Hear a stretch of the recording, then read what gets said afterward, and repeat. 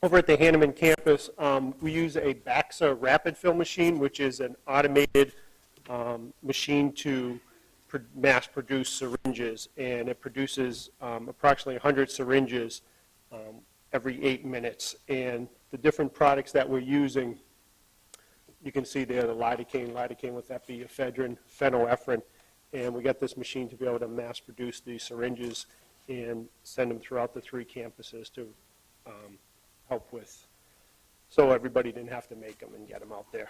We've made, one of the ones we made is the ephedrine. We made approximately 1,500 syringes over the past 4 months.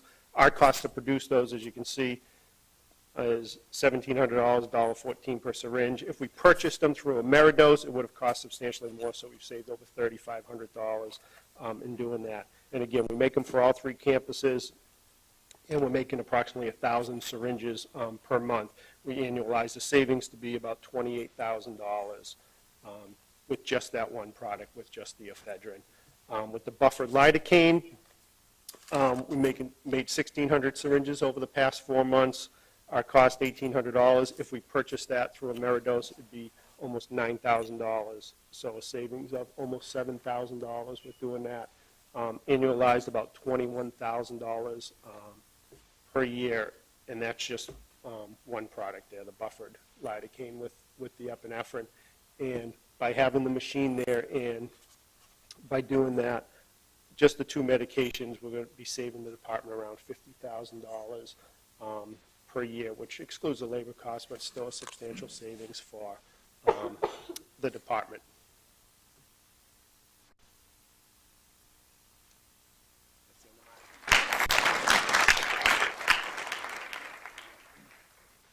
So since about last year when we had our retreat, our inventory was about $554,000. We've decreased it significantly. By doing so, we made our inventory turns are how many times you sell your inventory that's on your shelf. So last year, our inventory turns were around 7 something, and we've increased it to about 10 and a, maybe like 10 and a half.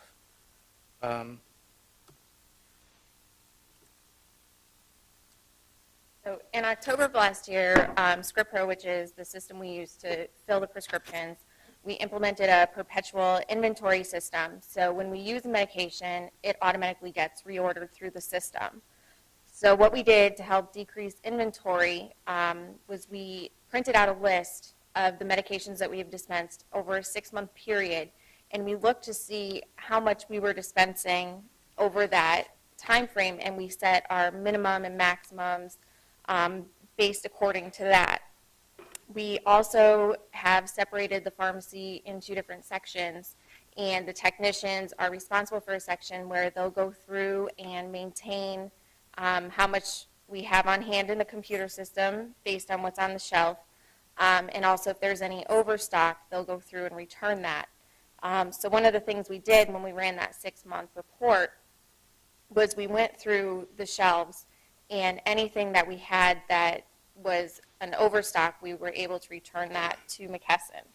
And this is still an ongoing process, so we just update it regularly, and a lot of things get based on the season. So right now we're using a lot more antibiotics, so we'll increase that for this time period. And so at the end of inventory this month, we reduce it by $125,000, and that's also taking into consideration we have done more prescriptions. We do more prescriptions at this time this year than we did last year, and that's increased about 300 prescriptions a week. So it's quite a significant difference.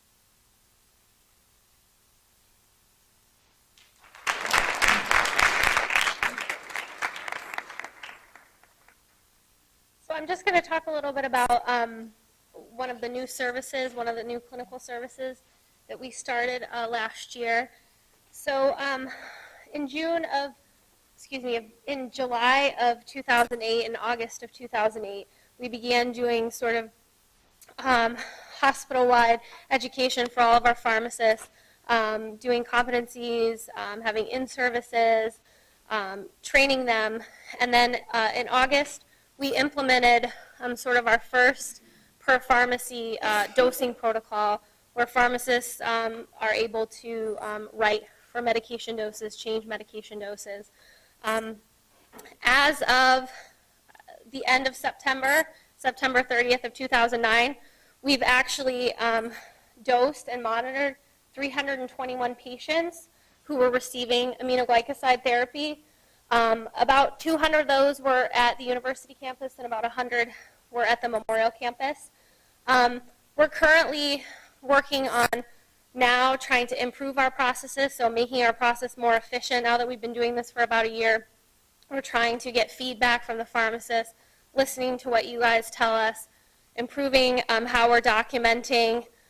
We just recently revised our documentation flow sheet. We're actually going to try to take that a step further, make it into an Excel sheet where it'll sort of auto-calculate some of the values that we would have to do on our own.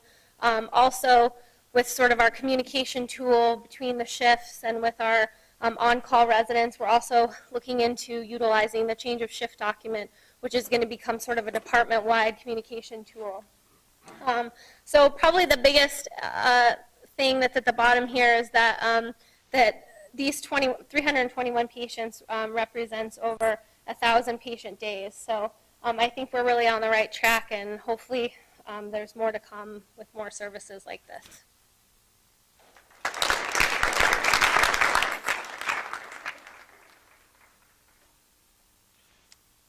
We have participated in high-quality patient care through our role in core measure of compliance. And as you can see, as of today, we had 1,879, I'm sorry, is that the pink one? Oh, I think I missed the slide, yeah, sorry. Oh, okay, all right, we decreased. Total of 1,222 patient pharmacist interventions related to core measure compliance. 63% were related to acute myocardial infarction, making sure that aspirin was prescribed within 24 hours of an MI, following the patient, making sure that patient is on a beta blocker, ACE inhibitor when the ejection fraction was less than 40, and on a statin. And all of this has affected patient care because we know that we have decreased patient mortality and it kept the patient out of the hospital. 29% was related to pneumococcal and influenza vaccinations. Continually screen the patient, make sure if they're over age 65 or high risk that they've had a pneumococcal, and during the flu season, making sure they're vaccinated. UMass, because of our results, I think UMass continues to rank as #1 in New England for surviving a heart attack, and we've been in the top 5 in the United States for 2 years in a row.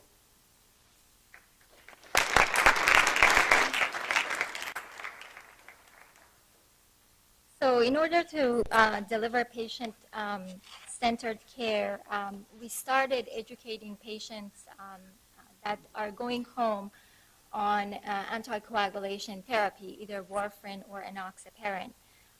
Just to give you some numbers, about 1,879 patients on anticoagulants received discharge med counseling by a pharmacist, 1,675 on warfarin, and 184 on enoxaparin.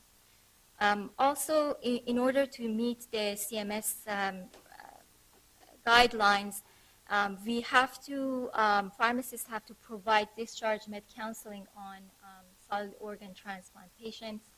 And in the past year, we have provided those services to 213 patients.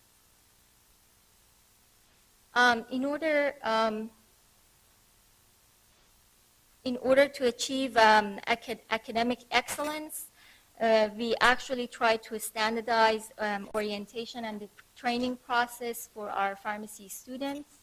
And as you can see, they have a 6-week rotation, and last year we had 89 students, and this year it's up to 159 students.